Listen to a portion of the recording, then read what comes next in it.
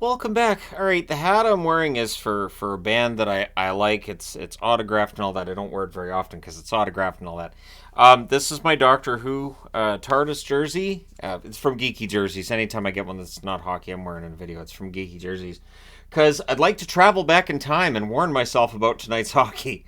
I I wish I was making that up, but all I can think was I don't know which jersey I'm going to wear. Why don't I wear the TARDIS jersey? Because I really wish I could go back in time and say, hey, the hockey tonight, not great.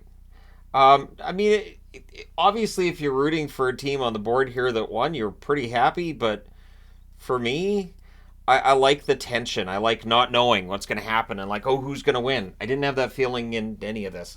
So we start things off. Where are we going to start? We're going to start with Toronto and Washington, obviously.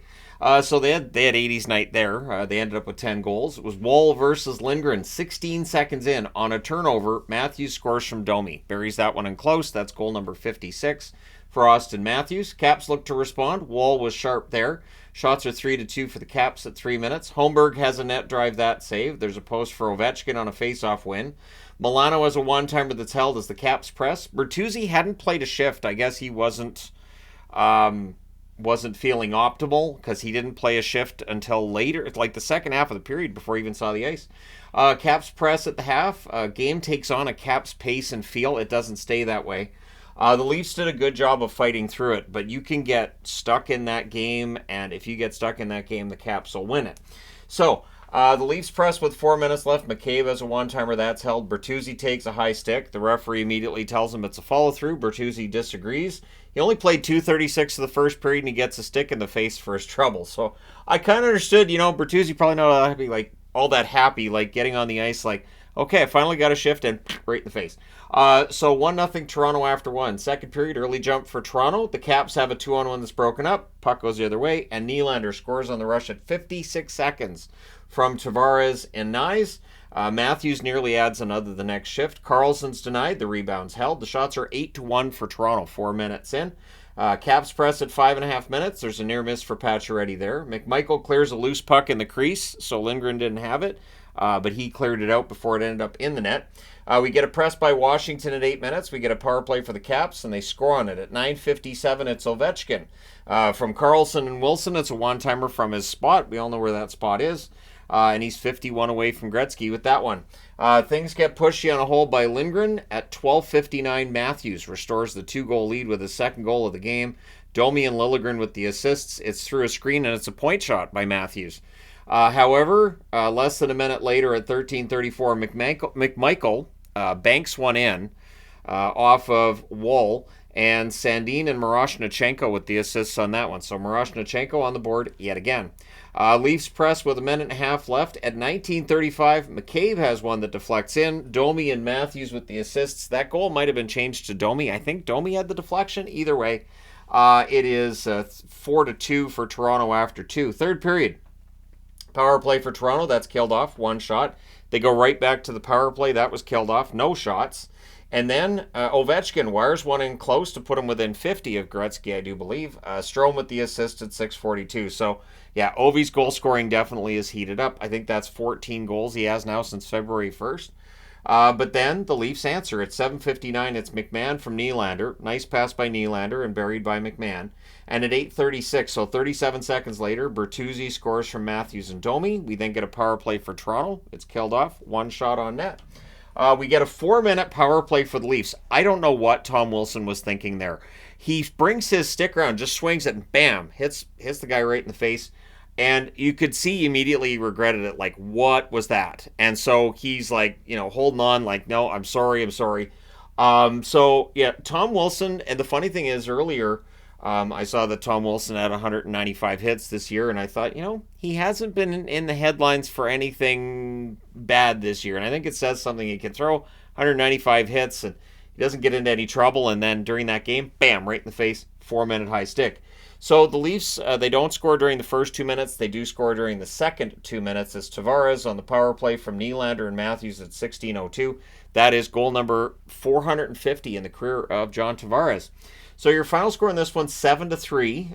The Leafs bounce back from a loss last night against Philadelphia. They go to 39-20-9 on the season With the loss, Washington 33-26-9, and they miss out on an opportunity to jump past Detroit, who are at home against the Islanders tomorrow. So no matter what happens there, well, the Caps have to hope they both lose in regulation, and that's not going to happen. Shots on net, 10-8 Washington in the first, 14-7 Toronto in the second, 7-4 Toronto in the third. Final shots are 29-21 for the Leafs. Power plays, Toronto 1 for 5, Washington 1 for 1. The hits, 35-33 Washington. Wall saves 18 out of 21.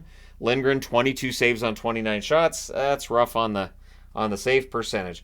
All right, next up, the Coyotes in Dallas. This is the closest game of the night, which says something because this wasn't overly close either.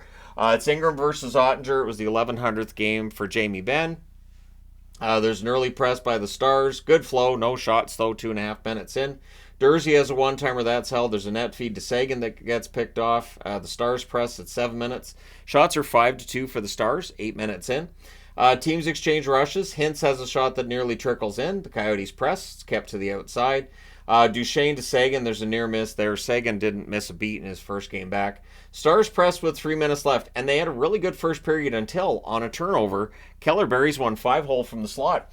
Bukestad and Schmaltz with the assists at 19:45, and then things are kind of pushy at the horn. So Arizona, who had been outplayed through most of the first period, have a 1-0 lead after one. Second period, teams exchange rushes early. Coyotes press at 3.5 minutes. 5 minutes in, the shots are 2-0 for Dallas.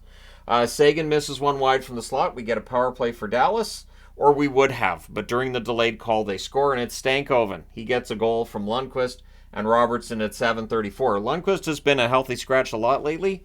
He had a really good game tonight. I think that's going to keep him in the lineup. Stars then do get a power play. That's killed off, but halfway through the period, the shots are 10-0 for Dallas. And at 11:55, Ben tips one in that 1100th game. Lundqvist and Suter with the assists. And then seconds later at 12:23, Sagan wires one from the slot from Duchesne and Marchment. This is where Andre Turney decides, I got to call a timeout and talk to them. He did, and it seemed to help. Sagan has a net drive that's defended, but yeah, Dallas doesn't score again before the end of the period. It's 3-1 Dallas after 2. Third period again, the teams with rush chances either way. The Stars press are kept to the outside. And then at 4:12, Robertson tips one in. Harley with the initial shot makes it 4-1. And then at 5:25, Smith on a good forecheck that sets up the play. He gets a goal and buries it from Faksa and Tanev. So I believe that's Chris Tanev's first assist with the Dallas Stars. Stars press at 8 minutes, but at 8:50, Leonard scores for the Arizona Coyotes from McBain. It was top shelf from the slot. We then get a power play for Dallas. That's killed off. The Coyotes get a power play. That was killed off as well. Cooley can't bury one in close later on, but yeah, Dallas wins this one 5-2. They go to 42-19-9 to keep pace with Winnipeg and Colorado. We have a three-way tie for the top spot in the division. The Coyotes 28-36-5 with the loss. Shots on net favored Dallas in the first and second. 9-6 in the first, 13-6 in the second, and then 13-11 Arizona in the third. Final shots 33-25 for Dallas. Power plays, the Coyotes 0 for 1, Dallas 0 for 2. The hits 38-21 for Arizona. Ingram saves 28 out of 33 in Ottinger, 23 saves on 25 shots. So, entertaining game if you're a Dallas fan. If you're a Coyotes fan, you guys have been out of the playoff chase for a while now anyways. I would think that makes it a little bit easier. All right, last up is whatever this was.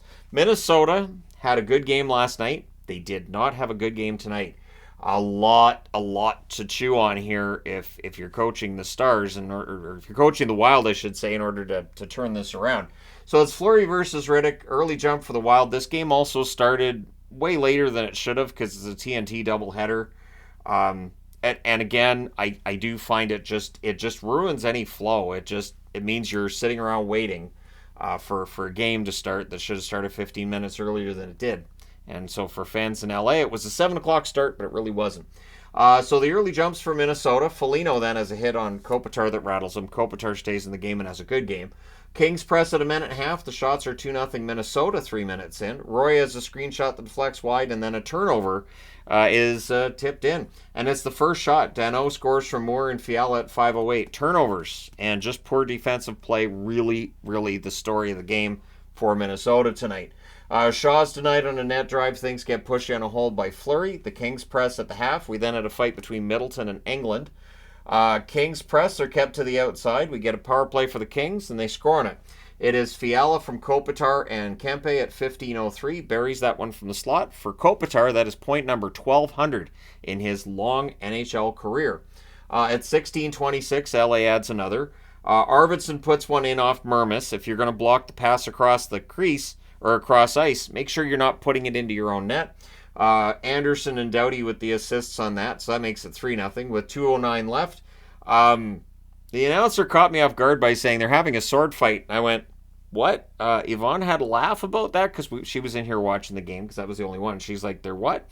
So that made it 4-on-4. Don't normally see that. A couple of hockey players having a sword fight out there. There is a double entendre. Anyways, 3-0 LA after the second period. There were a lot of double entendres with the commentary on this game. There were a lot of moments where I was like, what did he say? So 28 seconds into the second period, LA adds another one. Roy has a puck deflect to him. Byfield and Kempe with the assists. So again, Minnesota getting in their own way here and helping out the Kings accidentally. The Wild draw power play. There was a post and out for Boldy. Things get pushy on a hole by Riddick. That power play is killed off. 2 shots for Minnesota on that. We then get a power play for the Kings, and they score on it. And it's in off Foligno's stick. And then after that goal goes in off Foligno's stick, he rifles the puck off the glass. I'll agree with the announcers on this. If that had gone into the crowd, somebody would have got hurt. So be careful. So Spence gets that one from Moore and Danault at 7:34. The shots are actually 6 apiece with 9.5 minutes left. The shots on net were relatively even. It just felt like when the Kings got a chance, it was a really good chance, and there was some egregious defense leading to that. Foligno runs into Riddick, so that's a penalty. You just can't do that. You have to at least look like you're trying not to hit the goalie, so that's automatically a goalie interference call. And then just after the power play ended, Kopitar scores from Doughty and Arvidsson at 17:15, so that's point number 1,201 for Kopitar. 5 seconds left, the Wild get a power play, so that rolls over into the third. Hey, they're only down by 6. What's going to happen? There's a post for Boldy. The Kings do finish the kill. The Wild press, they're kept to the outside. Hartman has a slot shot, that's held. The shots on net are 6-0 for the Wild at 7 minutes. I don't know how dangerous these shots were, though. It didn't feel like there was really a lot of danger in a lot of those chances. We get a power play for the Kings. That's killed off. And there were so many whistles. There were so many scrums. I wasn't writing them down. And it just all the punching and all the pushing and all the high sticking and the sword fighting, apparently. It dragged. This game in the third period absolutely dragged, and considering it was already kind of a late start, it dragged. It got punchy, and the Wild pressed with 3.5 minutes left. They didn't get much at the net, though. They didn't pull the goalie. They were only down by 6. They could have given it a shot. So 6-0's your final. Tony the Tiger's here. No mercy magnets here. LA goes to 36-22-11 on the season with the win. Minnesota 34-28-8. They're coming home for a 6-game homestand. They need it. Shots on net, 10-9, Minnesota in the first, 9 apiece in the second, 11-7, Minnesota in the third. They outshoot the Kings 30-27, which means nothing. Power plays 0 for 2 for Minnesota, 2 for 4 for LA. The hits, 18-14 for Minnesota. See, the hits were low because generally when they went at each other, they were just punching, high sticking, and sword fighting. Fleury saves 11 out of 16 before he got pulled. Gustafsson saved 10 out of 11. It was not on Marc-Andre Fleury. This was not on Gustafsson either. This was just the Wild didn't play very well at all in any part of this. Riddick saves all 30 shots for a shutout. So he gets that, and I knew he was getting the shutout pretty early on. It just didn't feel like Minnesota was getting a goal tonight, and they didn't. But let me know your thoughts in the comment section below, as always. Don't forget to hit like and subscribe if you haven't done so already. I do need a time machine so I can warn myself when games like this, when nights like this are going to happen, that, hey, it's fine. You could probably go out and watch a movie, and I don't think people will get mad at you because, yeah. But anyways, there you go. Let me know your thoughts. Hit like and subscribe if you haven't done so already. Tomorrow night's an 11-game night, so it'll be a little busier, and I'm really hoping on an 11-game night we don't see games like this. It does make it tougher for me, like writing notes in the third period tonight. I kind of was like, why? And so that's something that if it's an 11-game night and if there's a lot of lopsided games, it can get kind of tough. Because I'm trying to find some way to bring the information to you fine people on the internet when these games are going on, and I'm thinking, this is just so one-sided. I don't know how to add nuance to this. There's no nuance. Teams just got outplayed. So let me know your thoughts. Thank you guys so much for all your support as always. I will talk to you again soon.